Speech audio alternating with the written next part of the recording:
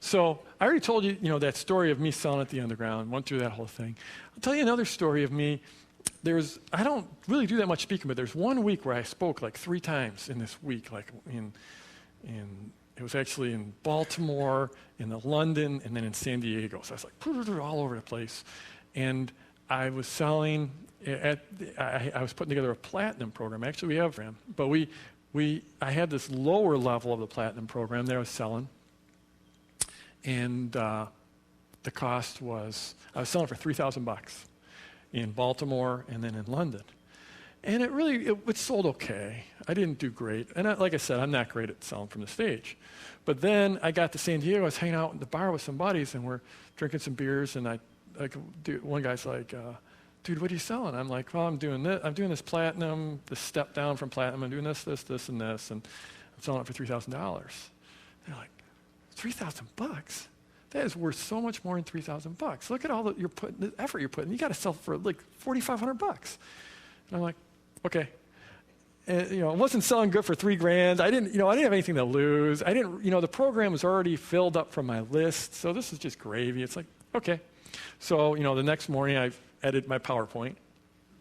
So that was, got to go through and I'll edit the order form. And I got up there and I said, this is what you get. You get this, and this, and it's $4,500.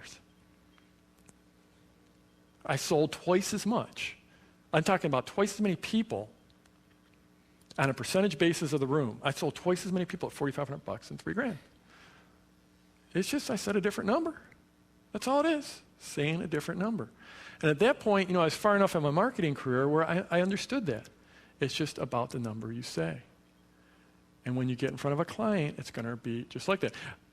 My son, very bright boy. I'm teaching him how to write copy. He's going to be an incredible copywriter. He's already, when I'm doing emails, he'll write an email and I'll write an email and we'll split test it to my list. And we'll actually take one of my small lists and we'll split test it and to see who wins. And I'm hoping to God that his win each time. And he has had one that that beat me, And he's a great kid, really bright, very gifted with words. And I've had him going through all kinds of marketing programs. I own every program in the world, and he's been going through this stuff, and he's going to be amazing at this stuff. But when he was in junior high, he comes to me one day and he's like, Dad, I just learned something. He's like, I just realized that if you just act like you're supposed to be doing something, then people will just accept it. And I can't remember those exact words, but he said, like last week, I just walked in the teacher's lounge and used their bathroom, but I just went in there and did it like I was supposed to. And I don't know what precipitated that, but he's like, and there's teachers all around, no one even looked at me, said anything. I just walked in there and walked right out. It's like, you're onto something here. If you act like you belong, okay? There's a lot of that in business. And there's going to be a lot of that in your business as a product launch manager. If you act like you belong, if you act like you should be in the teacher's lounge, you should be there. So if you're ever in this situation where you have any little discomfort, just think about walking in a teacher's lounge. Nothing against teachers, but those teachers are making $32,000 a year. They're not there for their great judgment or whatever. You just walk in and you visualize yourself walking in, past those teachers, hey. Now, you're not sneaking. That's the last thing you want to do, right? You don't want to sneak in. You just walk in like you belong. That's what this business is about, walking in like you belong to that meeting or getting on that phone like you belong to that meeting. You're not begging. You're not selling. We never want to be selling. We want to be attracting. But we're going to be attracting business. When you try to sell someone, you can. There's some people in here that are great salespeople. I know that. I'm not one of them. I've never been. No sales training, no sales skills, no sales experience. People laugh when I say that because I'm really good at selling stuff, right? I'm so good at selling stuff in print. Okay? And you put me face to face, and I think I could probably sell someone now. But I don't have that natural talent. I'm an introvert. I don't go around talking to people. I really am. But if you act like you belong, you belong. So last night I went out to dinner I didn't introduce my faculty. I've got some great people here as faculty, and we'll be meeting them. I don't want to do an intro right now, but you're going to be meeting them. They're great, great people. There's four guys, and they're friends of mine, and I've worked with them, and they're fun, and they're funny, but they're just incredible marketers and really know their launches. All of them have done great launches. So we went out to dinner, and we got to talking about that. We had this funniest conversation ever. And two of the guys shared stories that I just had to have them share with you. So can I introduce Dan Karen?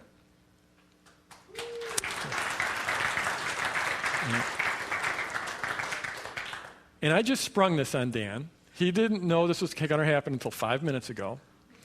Dan, I met when he was working with Rich Sheffrin. I think he was probably Rich Sheffrin's first employee and was his right-hand man. That's how he was introduced.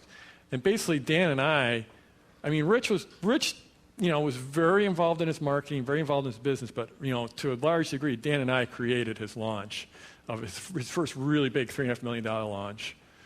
I'm sure Rich isn't going to appreciate me slighting him, but...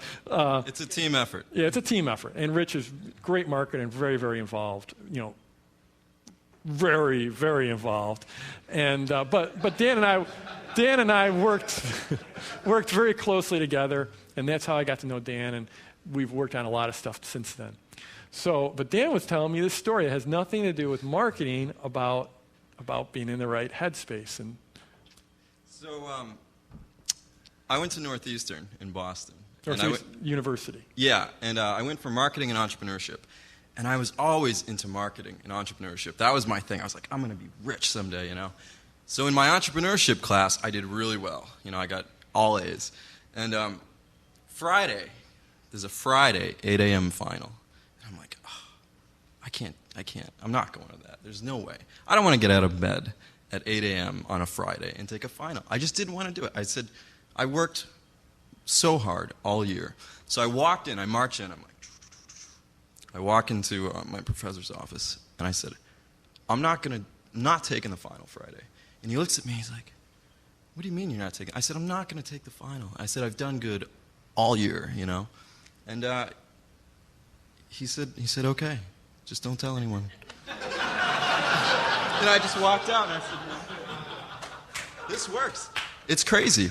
And when I was in high school, I walked into a job interview, and they said, how much do you want to manage our network? And I said, $30 an hour, just deadpanned. And they said, sure, no problem. And that was it. It works. But part of it, too, is knowledge. I had the knowledge. I knew that I had done well in class. I knew that I was a good network administrator. So being a marketer, right, and saying, I want $15,000 up front, you have to have the knowledge. You have to have the belief that, yes, I'm worth that. And that's what you'll get here at this training. Jeff has the best stuff out there. And, you have to have that belief that, I can charge $15,000 because I have the knowledge. I'm worth it. And it's totally counterintuitive, but you have to set the bar so high, because if you want to do $1 million launch, you can't walk in and say, yeah, I'll do it for free for the next 6 months in hopes that I'll make money later on. It's not going to work. It's not going to work. So if you have really great knowledge, that Jeff will give you, part of it is knowledge. If you accumulate all the knowledge, you can walk in and you're the best. You know that you know marketing and you know the tricks. And that way you can say, I want $15,000 because I'm good at this. And when you have that frame, that's when the big launches happen. And Jeff will give you all that here. So you can walk out comfortably and just deadpan it and say, you know what? I want $15,000 up front, no ifs, ands, or buts. And that will facilitate for you the rest of the launch. It'll create the right framework that's required and necessary to do big launches. So you have to have that. And it's a very, very, very important point that Jeff's bringing up. He's not creating content right now for you guys. He's saying you have to do this. And it's an important point, and don't lose that point.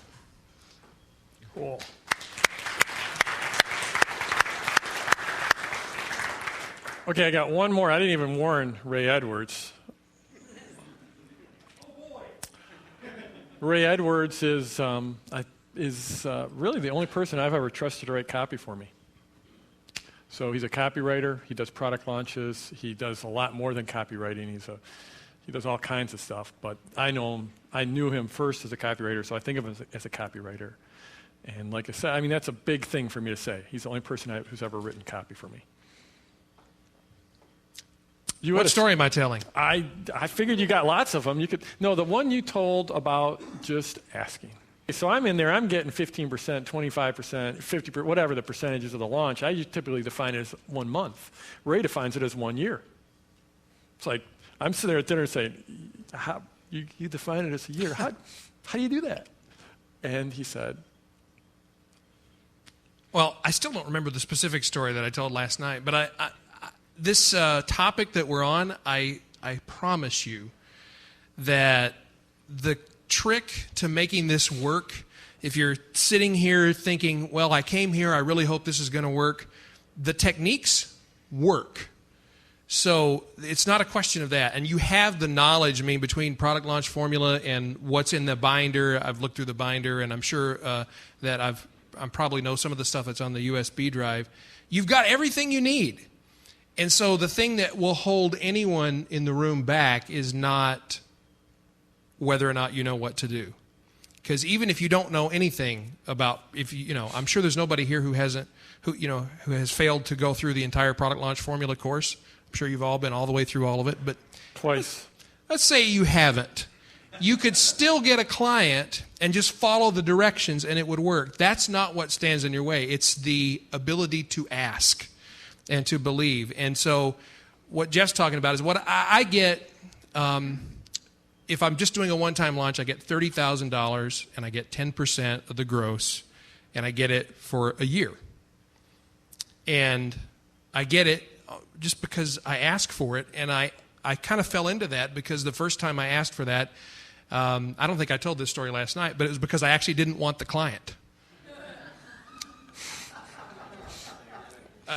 Scout's honor, I got this call, and it was someone that I didn't want to offend, and they were very connected, and I thought, how am I going to get out of this? Because I can't just say, I really don't want to work for you. And so I said, okay, well, here's the deal. It's $30,000, and it's 10%. And I learned one thing when I was in the radio business, and I learned one thing about selling, and that is after you make your offer, you shut up. So I said, it's $30,000 and 10% of the gross for a year. And the person on the other end of the phone line said, okay, can I just send you a check? Yeah, suddenly I want to work for you. What Jeff says about, can you say it with a straight face? I think the first thing it comes from is you got to believe that what you're going to do for them is going to render value. So that's the first thing you got to deal with. You got to believe it. You got to know it. It will work. So once you believe that, you got to believe you deserve to get paid. And I have done the deals where I bought into somebody's story about how, well, I've got some cash flow things that I'm moving around, and so I can't pay you the upfront fee, but I'll pay you a percentage, and we're going to make, millions of dollars, and you're really good at what you do, so I'm sure it's going to work. And I've had a couple of instances where I kind of bought into that, and guess what? It didn't work. So you've got to get paid, and you've just got to ask. And now I have a number of clients that pay me a $10,000 a month retainer, and I get 10% of their gross. And that's the other thing. You can talk to me on a break, but don't ever take the net. Take the percentage from the gross. And it's just because I ask. And the ability to ask and have a straight face and then to shut up and not explain what you just asked for will get you so far. Trust me, just try it. Just decide you're not going to get the deal, and that's okay. And then you can call me and say, I tried it, Edwards, and it didn't work. Because if you do that, it'll work. I promise, it works. And then you got to, hustle and do the work to follow up and get the payoff. But that is the easy part. That's the fun part. Thanks.